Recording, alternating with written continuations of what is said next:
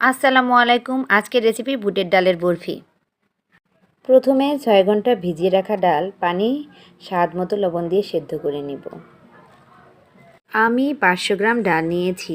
এরপর সেদ্ধ ডাল ব্লেন্ড করে নিচ্ছি। চাইলে পাটায়ও বেটে নিতে পারেন। একটি পাত্রে দিয়ে নিচ্ছি 2 টেবিল চামচ ঘি। দিয়ে দিব সাদা এলাচ, দারচিনি এবং তেজপাতা। একটু নাড়াচাড়া করছি। এরপর বেটে রাখা ডাল দিয়ে দেব। চুলার আঁচ মিডিয়ামে রেখে ভাজতে থাকব।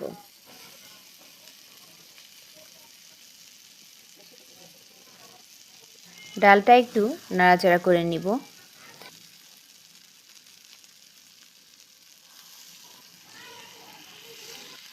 মিডিয়াম আঁচে ডাল নাড়াচাড়া করতে হবে। নাড়াচাড়া করতে করতে যখন এটা বাষ্পায়িত হবে, পানি শুকিয়ে এলে ভালোভাবে নেড়েচেড়ে পানিটা শুকিয়ে নিচ্ছি। চুলার জাল অবশ্যই মিডিয়াম আঁচে রাখতে হবে। 1 কাপ পরিমাণ তরল দুধ দিয়ে নিচ্ছি।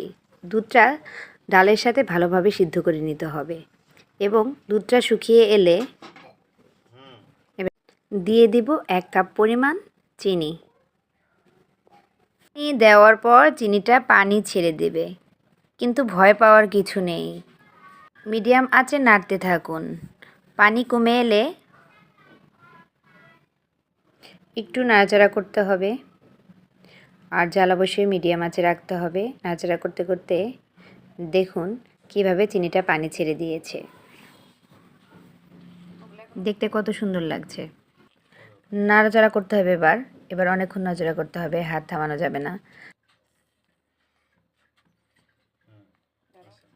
অনবরত নাড়াচাড়া করতে করতে যখন দেখবেন পানিটা শুকিয়ে এসেছে, তখন দিয়ে দিব 1/4 কাপ গুঁড়ো দুধ।